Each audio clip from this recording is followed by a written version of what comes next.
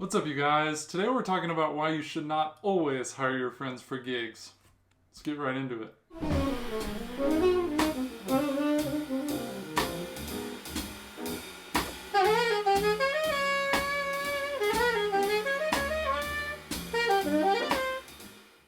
So guys, I say why you shouldn't always hire your friends for gigs because you should definitely hire your friends for some gigs at least. The very large majority of the gigs I get are with my friends, and I hire my friends all the time. But the point of this video is why you shouldn't only hire your friends for gigs. Just hiring your friends for gigs, which usually is people just around the same level of musicality as you, is not always the best thing because you're not going to grow quite as much as if you're playing with someone that's way better and way more experienced than you are. Definitely have a lot of friends and definitely play with them as much as you possibly can, but also mix in playing with these people that are way better than you. Playing with these way better people are usually quite a bit older than you. Usually they're the elder statesmen of the jazz community near you, and these people are usually going to need a lot of respect. You're going to need to go to their jam sessions, go to their gigs, talk to them about music, let them know that you're very serious. And usually when you hire them for a gig, you're going to need to offer them a decent amount of money to make it worth their while. Just out of respect, it's always a great thing to pay someone a decent amount of money when you're going to hire them on a gig. This will make them have more respect for you, and it'll make them know that you're very serious about hiring them. So yeah, I've done this with a lot of people. I've tried to get a lot of great people on gigs with me. Sometimes it works, sometimes it doesn't. But every single time I play a gig like this, like one time I had a gig with a great trumpet player, Greg Gisbert, at Dazzle in Denver. And of course, he is way above my pay grade. He plays with people like Wynton Marsalis, he's played with Chris Potter, like all these amazing musicians. And it was an absolute honor to play with him, but I definitely wanted to offer him a decent amount of money. I needed to show him a lot of respect, be completely prepared for the situation I was going into. And I'm definitely going to make a video very soon with one of my really good friends, Rico, about how to book gigs at all these different levels, including hiring someone really great like this. And so once again, guys, this absolutely is not to say that you're not going to learn things from your friends. I probably learn more from my friends than anyone else, but also you need to have these other gigs mixed in to keep you learning and to keep you out of your comfort zone playing gigs. You definitely need to be out of your comfort zone on a very regular basis to be a really incredible musician. And getting in these very uncomfortable situations are what's going to make you grow musically the very most. Playing things that might be too hard for you, too fast for you, even too slow for you.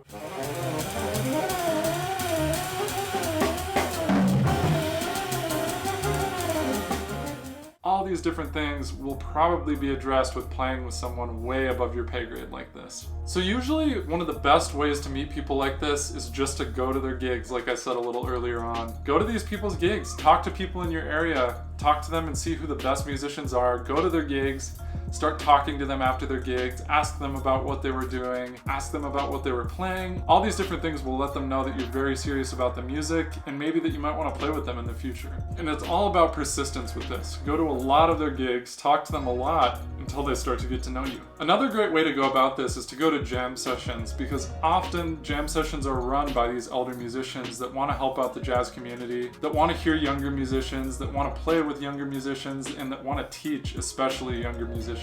Jazz is an oral tradition, and you're going to learn things by playing with people, by hearing other people, by talking to them about music. And this is one of the best ways to do it, is to talk to the elders around you, or to just talk to the best musicians around you. They don't always have to be super old, but usually they are, because they've had a lot more experience than you have. So the really great thing about playing with these musicians that are way more experienced than you is that you're going to take these experiences into your other playing experiences. So you're going to teach these things to your other friends, you're going to be playing much better, so it's going to elevate the other bands you're in with your friends, and all these things are going to help benefit your musicality, and especially with playing with your friends like this. So it's kind of a counterintuitive thing. By actually not playing with your friends, you're benefiting your friends, because you're going to be playing much better, you're going to be able to bring these experiences, you're going to be much more professional. All these things happen from playing with these more experienced, incredible musicians. And often some of the best jazz musicians in history are these great teachers that like to hire young musicians. Often the best musicians are the ones that are going to hire the young musicians that are really aspiring to do great things and that really care about the music.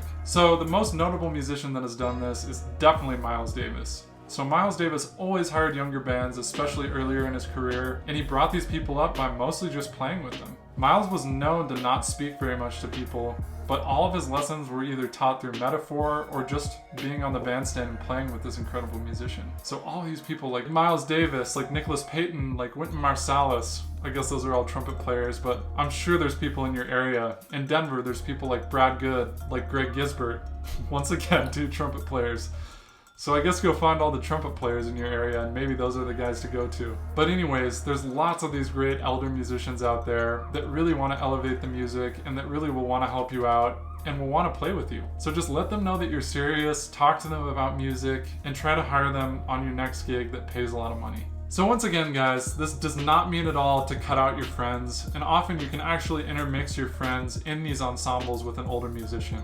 You can play with an older musician and with your friends, but also sometimes it's great to play with an all older musician or more experienced musicians band. I definitely encourage you guys to go out there and try to hire some older musicians or some much more experienced musicians to play with you. It's one of the best ways to learn, and it's how the oral tradition is spread. I think it's a great idea to not always play with your friends, but once again, definitely do not play with your friends. You need to be playing with your friends, and you need to have friends that are musicians. Thank you guys so much for watching, and if you enjoyed this video, I'd really appreciate it if you go down below and check out some of my other videos.